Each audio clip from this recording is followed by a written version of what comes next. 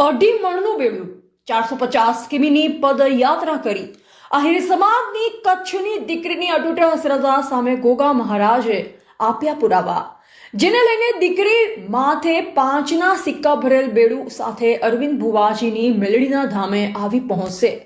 જ્યાં શ્રદ્ધા હોય છે ત્યાં પુરાવાની કોઈ જરૂર હોતી નથી, પરંતુ જ્યારે કળિયુગમાં વિશ્વાસ ડગમગવા લાગે ત્યારે તેઓ પોતે ચમત્કાર કરી પ્રતીતિ કરાવતા હોય છે।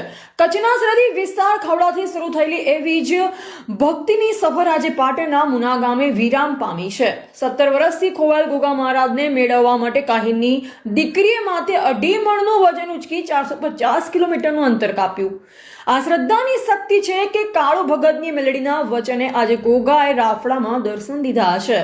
કચ્છના ભુજથી આગળ ભારત પાકિસ્તાન બોર્ડર પર આવેલું છેલ્લું ગામ એટલે ખાવડા।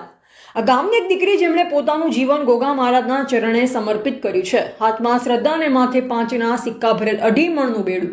લોકો માટે આ વજન અશક્ય હોઈ શકે, પણ આ દીકરી માટે તે ભક્તિનો ભાર હતો।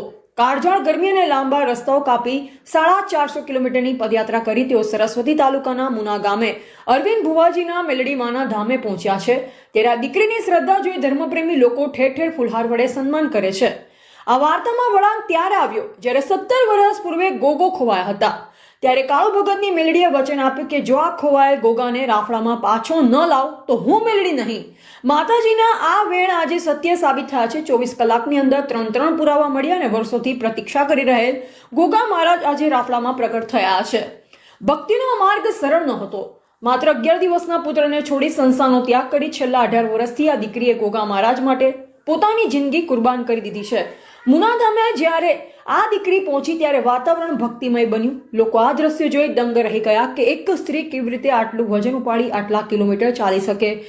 આજે જ્યારે વિજ્ઞાન દરેક વસ્તુ પાછળ તર્ક શોધે છે ને, ત્યારે મુના ગામે બનેલી આ ઘટના શ્રદ્ધાનો જીવતો જાગતો પુરાવો છે।